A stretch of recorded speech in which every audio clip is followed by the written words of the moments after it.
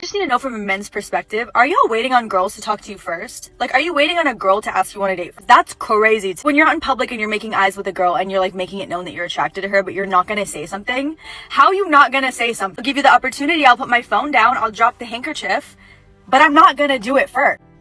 I'm telling y'all, men, you guys need to freaking get it together because, oh my God, I want a family. I want kids, and you guys suck! You suck. Like, in this generation, I am not getting the family that I want. Nor am I getting children because you guys suck! That's all. Like, do I have to marry someone twice my age because y'all little boys, however old you are, act like little children? Because I don't want someone twice my age. But if that's what it freaking takes, like, in this time, in this generation, men are just emotionally unavailable.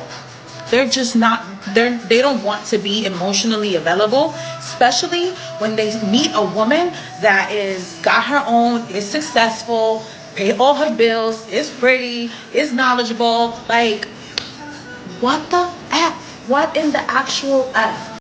Honestly, the amount of white dudes with Thai women that are waiting to board international flights, it's an absurdity.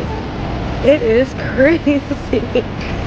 Like, half of the couples in this airport right now are beautiful Thai women with super basic white dudes. Nowadays, with dating apps, there's always something new and more exciting just around the corner. So many women I've dated have abruptly broken things off because they found something more exciting. Dating is like taking on a part-time job. I don't have the time or the energy. I'm sure all of you can relate to that. Social media, Hollywood, and porn have really altered the expectations of the general public across the board when looking for a mate. It's actually really messed up psychologically when a person thinks about it. Specifically, unrealistic expectations are held by people who conveniently hold themselves to extremely low standards but feel entitled to the best. More specifically, unrealistic expectations are held by people who act like victims when they're confronted with equally high expectations. Even the dudes that are my age, like, they're playing games. They're playing games. Like, baby, I don't got time to be texting all day. Like, plan something. Plan something. Like, I don't got that time to be on the phone, texting back and forth, what you doing this, and like, plan something. I met a woman yesterday. She asked me how old I am. I said 27, almost 28. She was like, oh my God, so many women are already married at your age. How come you're still single? And I asked her, how old are you? She said, also 20 something. And I was like, there are so many women who are dead in their 20s. Damn, whoa. Why are you still alive? Wait, so you're telling me that back in the day when a mom and dad would split up, they would only give the dad every other weekend? Yeah. And people in those societies just accepted that as normal? Uh-huh.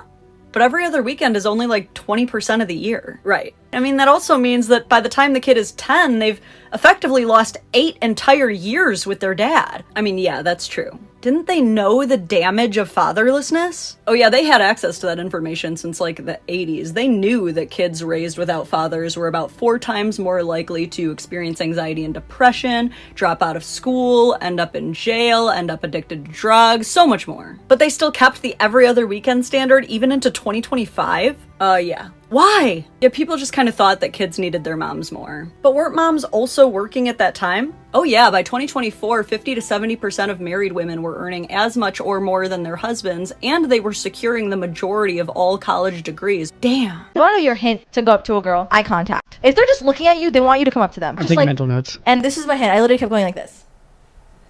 And we made eye contact, I swear to you, like maybe 8-9 times. So that was my hint, like come up to me, like I'm obviously think you're cute or something, right? Did not come up to me, and I was like, basically all right, read her kinda mind.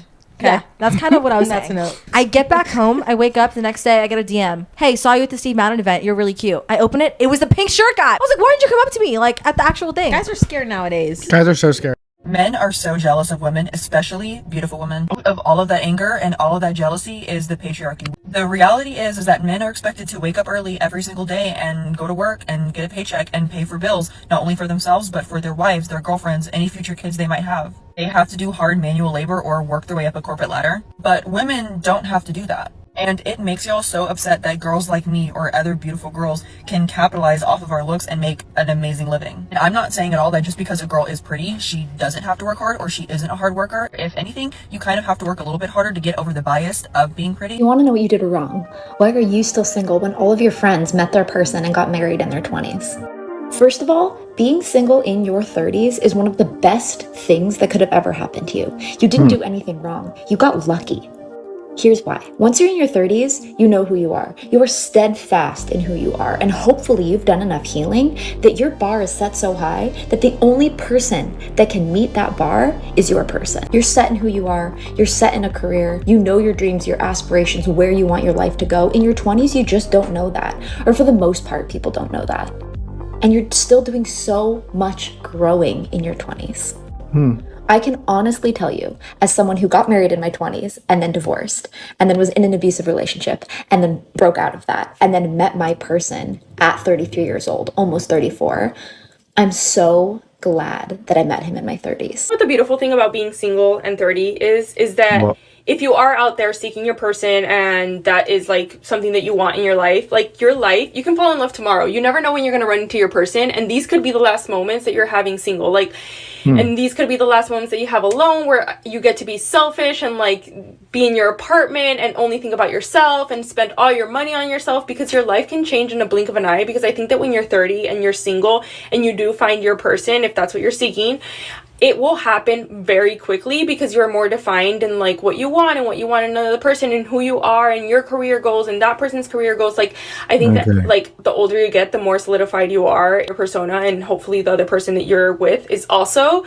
So it's either like it's gonna work or not. Like, you can find that out fairly quickly, versus like dating in your 20s. There is some period of like time that happens where it's like a transition of who you were in your early 20s to your late 20s. And I do think that it's like very drastic, the person that you are in your early 20s and your late 20s, and also like solidifying your career and financially. Like, a lot of people are usually I don't know where they want to be, and also like your self-esteem is different. So I don't know, just I always am like single moments so bad, because I really enjoy them, and I know that I will look back on this time and be like, wow, like that was like, those were some really golden days.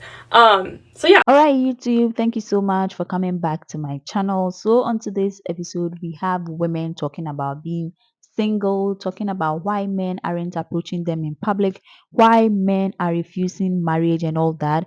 And we have other women on this episode giving advice to other women. Terrible, terrible advice. The advice that I'm seeing today are just crazy. I can't believe it. They are coming from women in their 40s and their 50s, right? And the fact that they're giving this advice to the younger generation to be like them is crazy, right? Let's go ahead. Let's see what men have to say to these women into this episode. The first comment says, not avoiding marriage, we are avoiding divorce. Oh, okay. More to the point, decent men can't find a woman worth investing in. Oh, okay. I think there are good women out there. You just have to keep looking. Nope. I am 54 and happy with my single life for 15 years. Nice cars, own my home, two great dogs, and no drama in my life. Okay, this sounds like a peaceful life. Women give women worst advice on purpose to sabotage them. Okay, this could be true.